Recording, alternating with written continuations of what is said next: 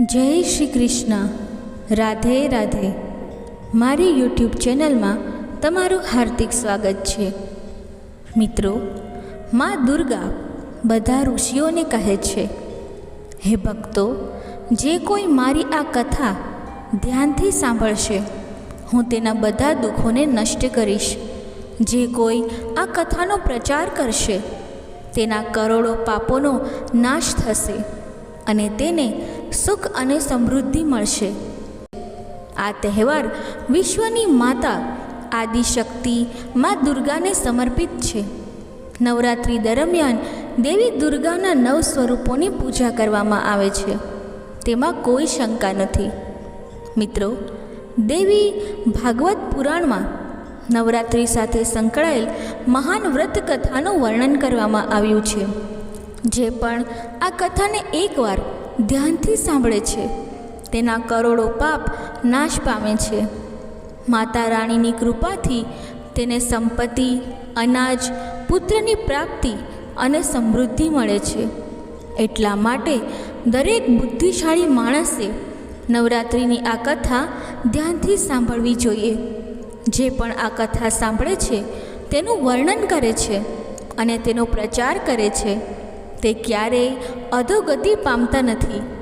ચાલો તમને નવરાત્રિના ઉપવાસની મહાન કથા જણાવીએ. એક સમયની વાત છે, જ્યારે દેવ ઋષિ નારદ હાથમાં વીણા લઈને કૈલાશ પર્વત ઉપર પહોંચ્યા. ત્યારે ભગવાન શિવ કૈલાશ ઉપર ધ્યાન ધરી રહ્યા હતા.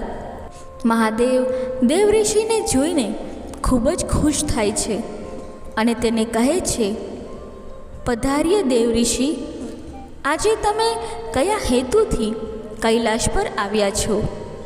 દેવ ઋષિ કહે છે, હે ભગવાન, હું તમારી પાસે નવરાત્રિના ઉપવાસની મહાનતા સાંભળવા માટે આવ્યો છું. આ ઉપવાસનું ફળ શું છે? આ ઉપવાસની પદ્ધતિ શું છે? અને આ ઉપવાસના નિયમો શું છે? મહેરબાની કરીને મને આ બધી બાબતોનું જ્ઞાન આપો. મહાદેવ કહે છે, હે દેવ ઋષિ, તમે આજે એક ખૂબ જ મહત્ત્વનો પ્રશ્ન પૂછ્યો છે. તમારા માધ્યમથી આખું વિશ્વ આ ઉપવાસનું મહત્ત્વ જાણશે. તેથી ધ્યાનથી સાંભળો. આજે હું તમને આ ઉપવાસનું મહત્ત્વ અને આ ઉપવાસ કરવાની પદ્ધતિ અને નિયમો પણ જણાવી રહ્યો છું. પરંતુ તે પહેલાં ચાલો હું તમને નવરાત્રિના ઉપવાસની એક મહાન કથા કહું છું. જે પણ આ કથા સાંભળે છે, તેના બધા પાપો નાશ પામે છે. તેની ગરીબી પણ નાશ પામે છે. તેથી જ તમે આ કથાને ધ્યાનથી સાંભળો અને પૂરા દિલથી તેનો પ્રચાર કરો. દેવ ઋષિ કહે છે, ભગવાન, કૃપા કરીને મને તે કથા કહો. હું તેને ધ્યાનથી સાંભળીશ અને તેનો પ્રચાર પણ કરીશ. પછી ભગવાન શિવ દેવ ઋષિ નારદને કથા કહેવાનું શરૂ કરે છે. દેવ ઋષિ, એ ભૂતકાળની વાત છે. કૌશલ નામના દેશમાં સુશીલ નામનો એક વેશ્ય હતો. તે ખૂબ જ ગરીબ હતો અને ખૂબ જ મોટા પરિવાર સાથે રહેતો હતો. તે વેશ્યને ઘણા બાળકો હતા, જે કોઈ કામ કરતા ન હતા અને પૈસાની અછતને કારણે હંમેશા દુઃખી રહેતા હતા. તેમની પાસે કામ કરવા માટે ઉદ્યોગ નહોતો. રાત્રે જે પણ ભોજન ઉપલબ્ધ હોય, તે વેશ્ય પોતાના બાળકોને ખવડાવતો અને જે પણ બચી જતું તે પોતે ખાતો હતો. આખો પરિવાર આખો દિવસ ભૂખ્યો રહેતો અને રાત્રે થોડો જ ખોરાક ખાવા મળતો હતો.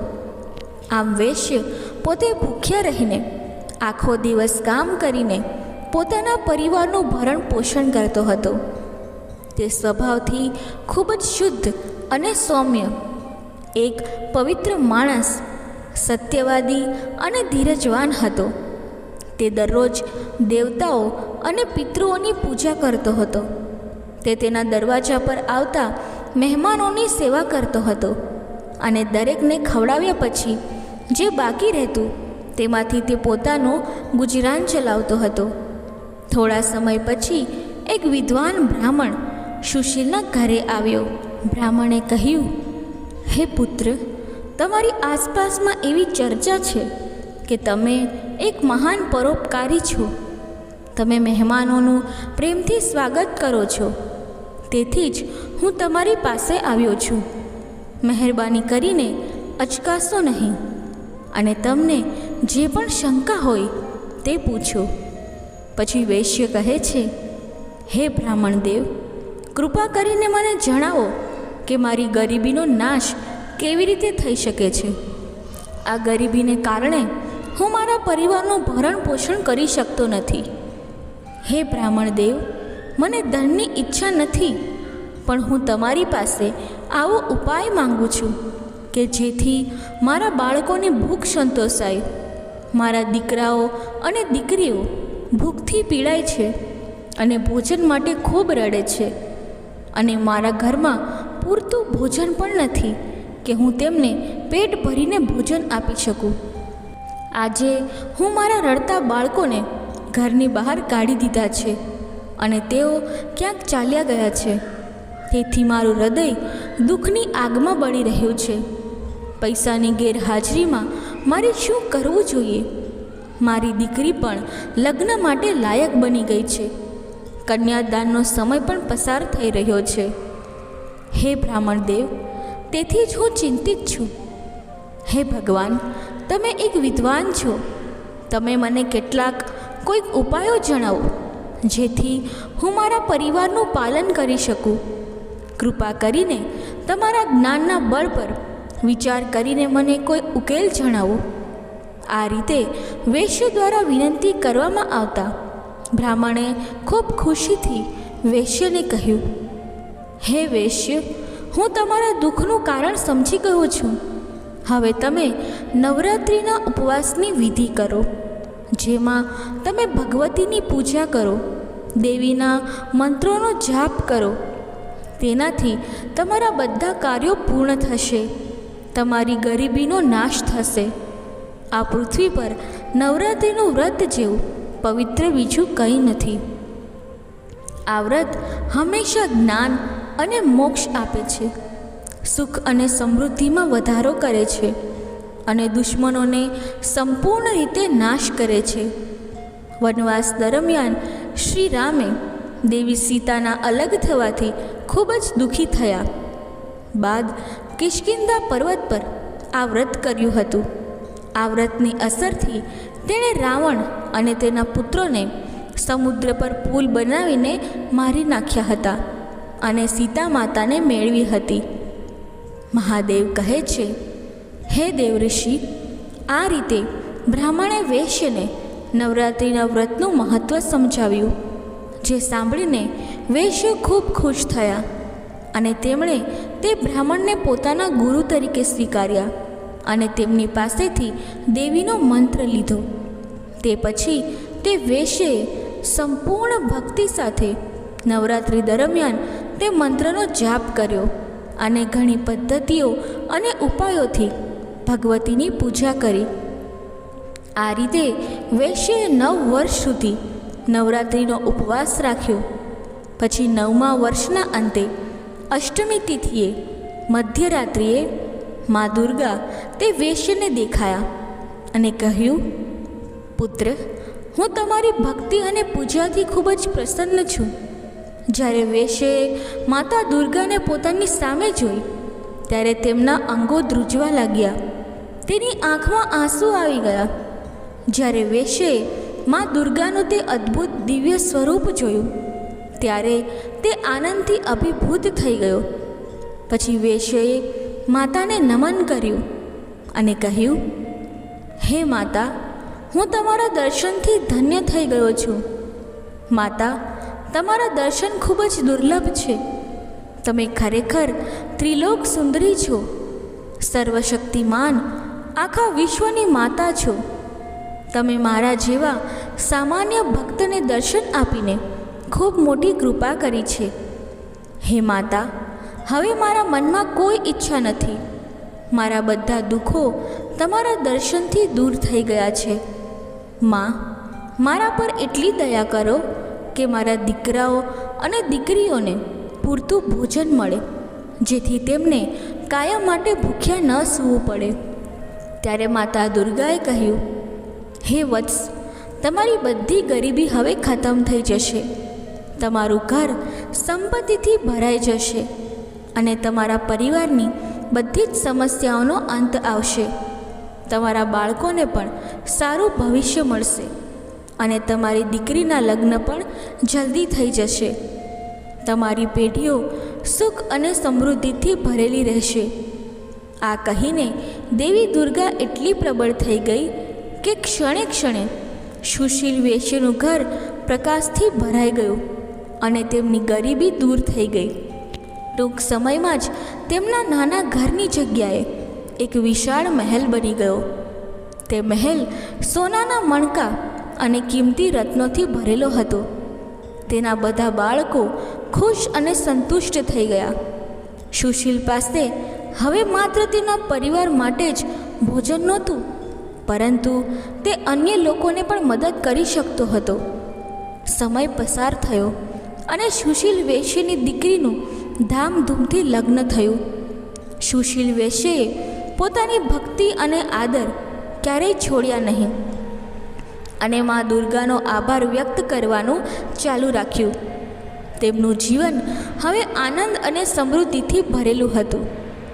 તેમના પરિવારે પણ મા દુર્ગા પ્રત્યે ભક્તિ અને સમર્પણ અપનાવ્યું અને તેઓ બધાએ માતાના આશીર્વાદથી સુખી જીવન જીવવાનું શરૂ કર્યું.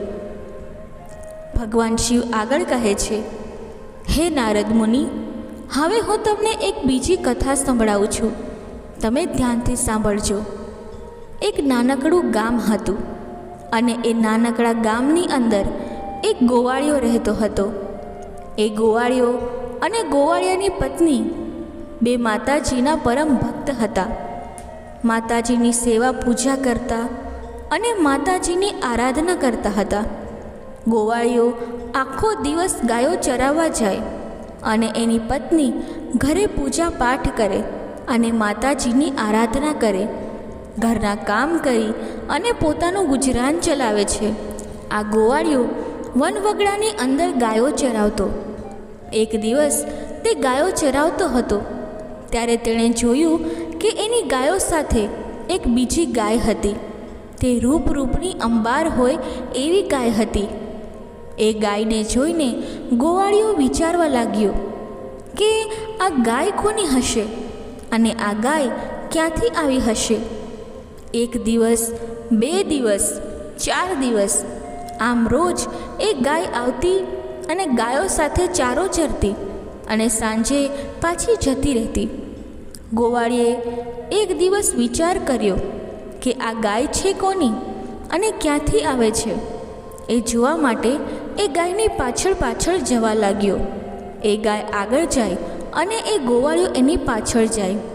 ચાલતા ચાલતા એ ગાય એક ડુંગર ઉપર ચડી અને ડુંગર ઉપર જોયું તો એ ડુંગરની ઉપર એક મહેલ હતો.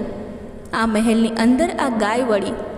પછી ગોવાળિયો જુએ છે કે ત્યાં તો એક ડોશીમાં સોનાના હિંડોળા ઉપર હિંચકા ખાતા હતા. એ વૃદ્ધ ડોશીમાને જોઈને ગોવાળિયો તેમના પગે લાગ્યો અને કહ્યું, પ્રણામ માતાજી.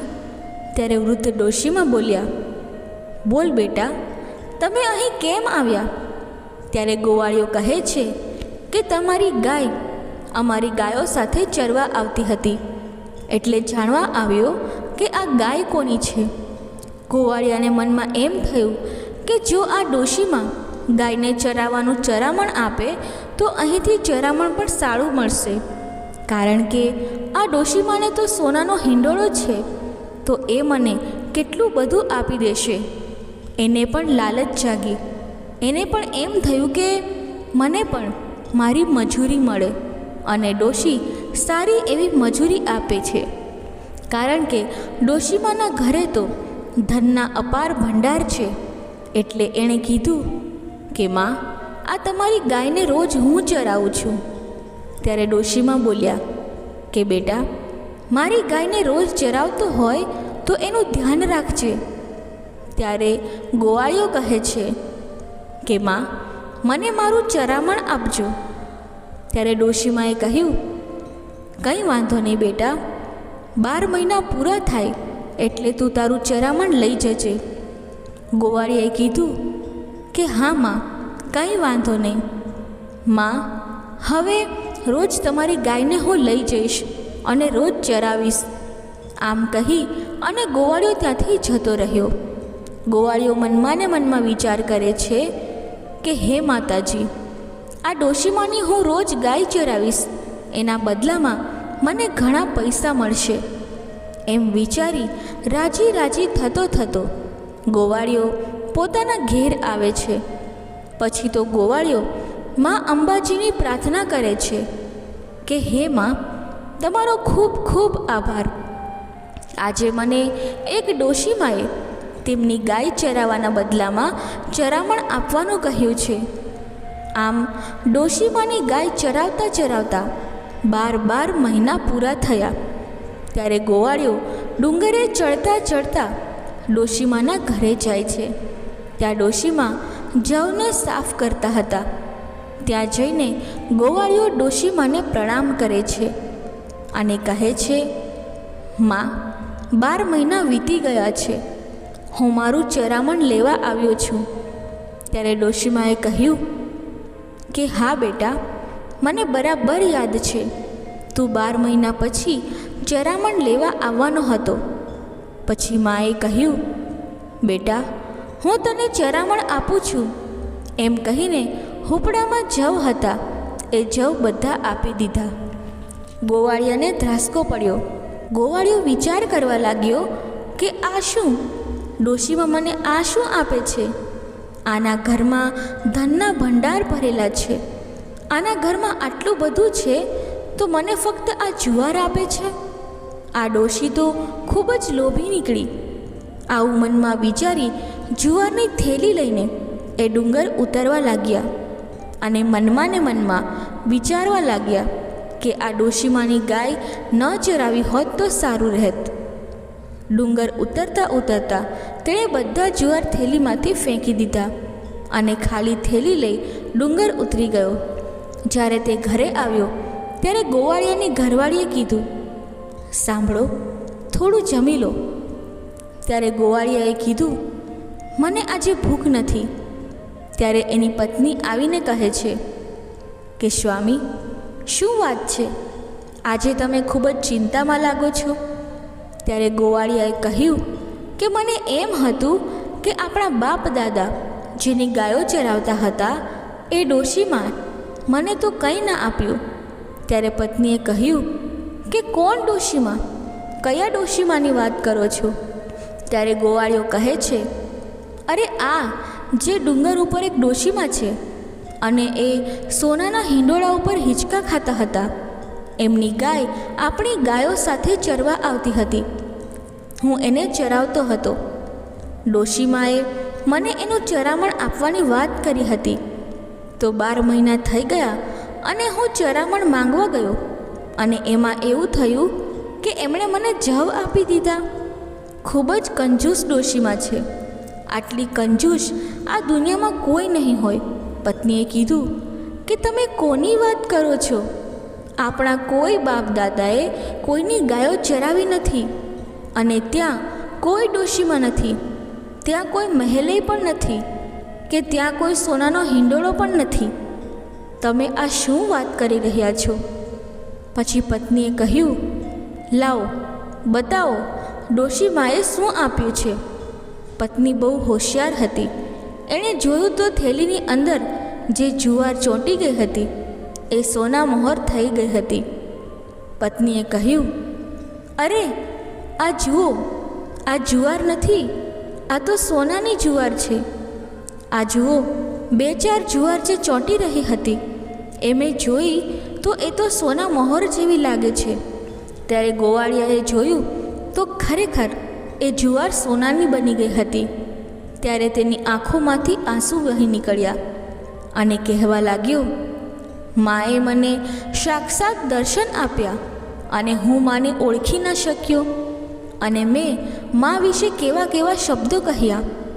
મેં મારી ભૂલ થઈ ગઈ, મને માફ કરી દો.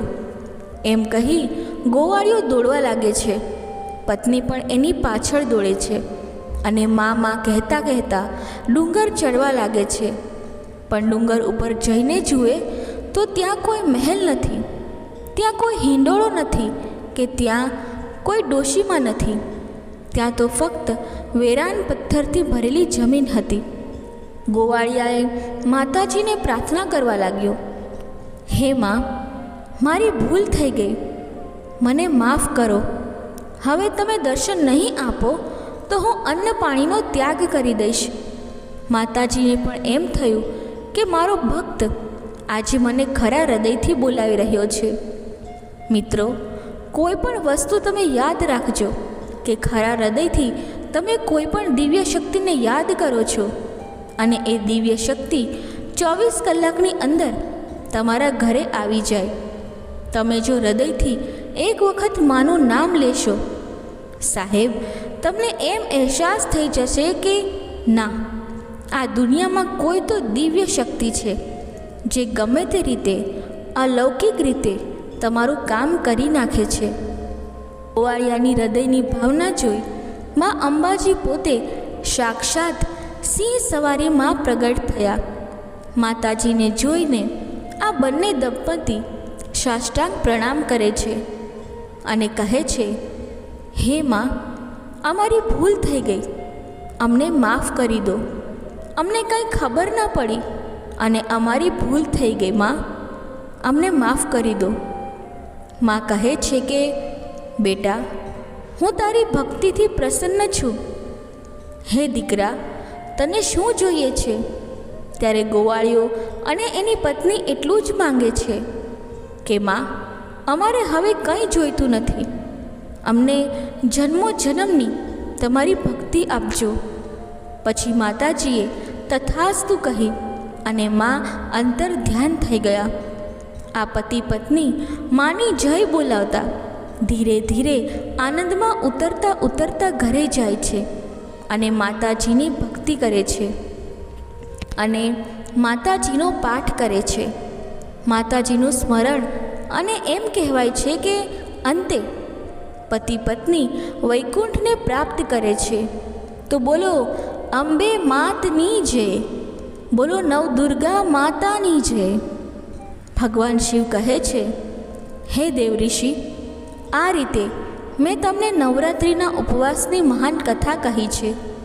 આ કથા સાંભળીને જ નવરાત્રિનો ઉપવાસ સફળ થાય છે. જે લોકો નવરાત્રિ દરમિયાન ઉપવાસ કરી શકતા નથી તેમના માટે 3 દિવસનો ઉપવાસ ફળદાયી હોવાનું પણ કહેવાય છે. માત્ર સપ્તમી, અષ્ટમી અને નવમીની 3 રાતોમાં દેવીની પૂજા કરવાથી બધા ફળો સુલભ બને છે. નવરાત્રિનો ઉપવાસ હવન, કુમારી પૂજા અને બ્રાહ્મણ ભોજન કરીને પૂર્ણ થાય છે. આ ધરતી પરના જગતમાં તમામ પ્રકારના ઉપવાસ અને દાન આ નવરાત્રિના ઉપવાસ સમાન નથી, કારણ કે આ ઉપવાસ હંમેશા ધન, સુખ, સંતાનમાં વૃદ્ધિ, જીવન અને સ્વાર્થ, સ્વર્ગ અને મોક્ષ આપશે. વિદ્યાધન અથવા પુત્ર, આમાંથી જે પણ માણસ ઈચ્છે છે તેણે આ શુભ દિવસનું ધાર્મિક પાલન કરવું જોઈએ અને કલ્યાણ ઉપવાસ કરવો જોઈએ. આ વ્રતની વિધિ કરવાથી જે વ્યક્તિને જ્ઞાનની ઈચ્છા હોય તેને તમામ જ્ઞાન મળે છે અને જે રાજા તેના રાજ્યથી વંચિત હોય તેને તેનું રાજ્ય ફરીથી મળે છે. જેમણે અગાઉના જન્મમાં આ ઉત્તમ વ્રત કર્યું નથી તેઓ આ જન્મમાં ગરીબ અને નિસંતાન છે. જે મહિલાઓ વિધવા છે અથવા તેમની પાસે પૈસા નથી તેમના વિશે એવું માનવું જોઈએ કે તેઓએ અગાઉના જન્મમાં આ વ્રત કર્યું ન હોવું જોઈએ. જે પુરુષે વિશ્વના શ્રેષ્ઠ શાશ્વત અને કલ્યાણ સ્વરૂપ ભગવતીની પૂજા ન કરી હોય, જે સિદ્ધિઓ આપે છે, જે દુઃખ અને દુઃખનો નાશ કરે છે, તે હંમેશા આ પૃથ્વી પર અનેક પ્રકારની વેદનાઓથી પીડાય છે. હે દેવઋષિ, હવે હું તમને આ ઉપવાસ સંબંધિત નિયમો જણાવું છું. નવરાત્રિનો ઉપવાસ ત્યારે શરૂ થાય છે જ્યારે વ્યક્તિ નિશ્ચય અને શુદ્ધ હૃદય સાથે ઉપવાસ કરવાનો સંકલ્પ કરે છે. આ સંકલ્પ એ યાત્રાની શરૂઆત છે જે વ્યક્તિને દેવી દુર્ગાની કૃપા સુધી લઈ જાય છે. જ્યારે કોઈ વ્યક્તિ દેવી દુર્ગાની પૂજા કરવા માટે ઉપવાસ કરવાનો સંકલ્પ કરે છે ત્યારે તેણે પોતાનું મન અને શરીર શુદ્ધ રાખવું જોઈએ.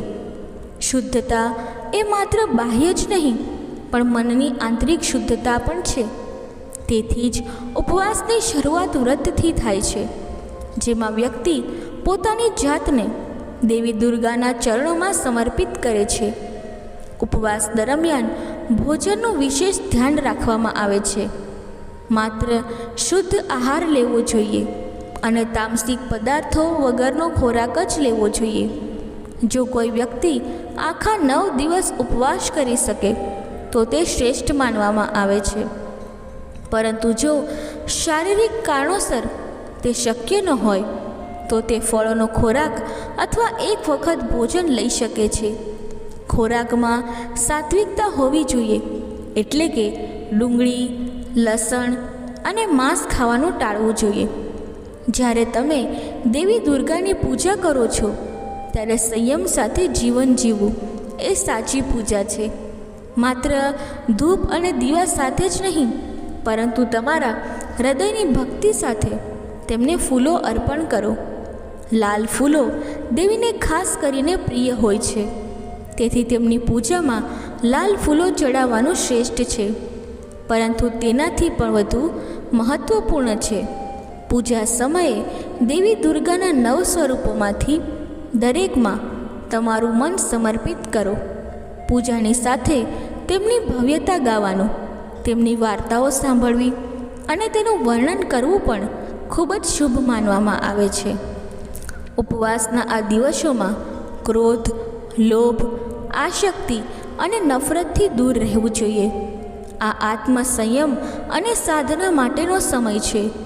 તમારા મનમાં સત્ય, અહિંસા અને સંયમના નિયમોનું પાલન કરો. આ સમય દરમિયાન તમારા શબ્દો અને કાર્યોથી કોઈના હૃદયને દુઃખ ન પહોંચાડો. આ ઉપવાસ માત્ર શરીરને નુકસાન પહોંચાડવાનો નહીં, પરંતુ આત્માને શુદ્ધ કરવાનો સમય છે. જેટલું વધુ તમે તમારા મન અને હૃદયને શુદ્ધ રાખશો, એટલું જ વધુ દેવી દુર્ગાની કૃપા તમારા ઉપર વરસી જશે. ભગવાન શિવ કહે છે, હે નારદ, ધ્યાન પણ આ ઉપવાસનો અભિન્ન ભાગ છે.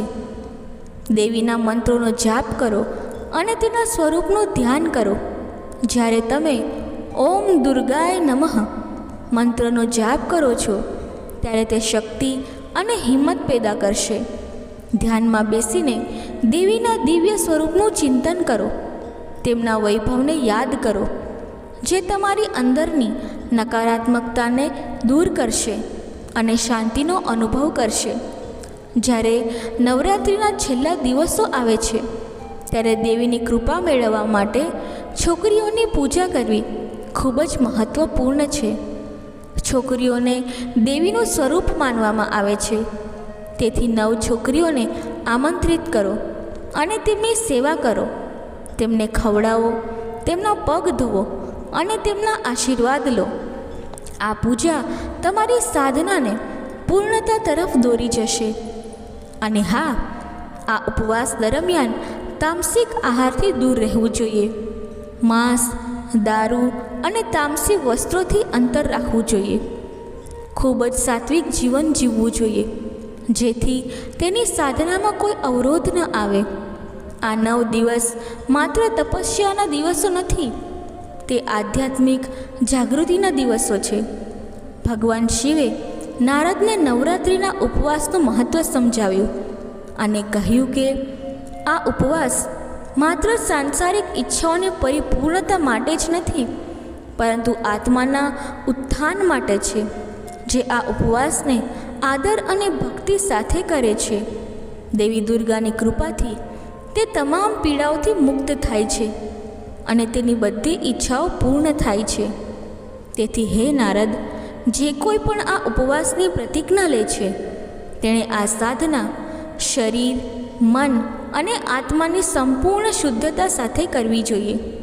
સાથીઓ, નવરાત્રિ દરમિયાન માતાની પૂજા કરતી વખતે જો તમને લાગે કે માતાની મૂર્તિ તમારી તરફ સ્મિત કરી રહી છે અથવા માતા દુર્ગા હોઠ હલાવી રહ્યા છે, જો તમને અચાનક લાગે કે માતા દુર્ગા તમારી તરફ જોઈ રહી છે, તો તે ખૂબ જ શુભ સંકેત છે. જો તમે તમારા માથાને માતાના ચરણોમાં મૂકશો અને અચાનક તમારા પર એક ફૂલ પડશે, તો તે એક નિશાની છે કે માતા તમારી ભક્તિથી ખૂબ ખુશ છે. સાથીઓ, નવરાત્રિમાં જો કોઈ લાલ કપડાં પહેરેલી છોકરી તમારા ઘરે આવે અને તમારું મન તે છોકરીને જોઈને ખૂબ જ ખુશ થાય, તો તે ખૂબ જ શુભ સંકેત છે. તમારે તે છોકરીને કંઈક ભેટ આપવી જોઈએ. તે મા દુર્ગા છે જે તમને તે છોકરીના રૂપમાં સંકેત આપી રહી છે.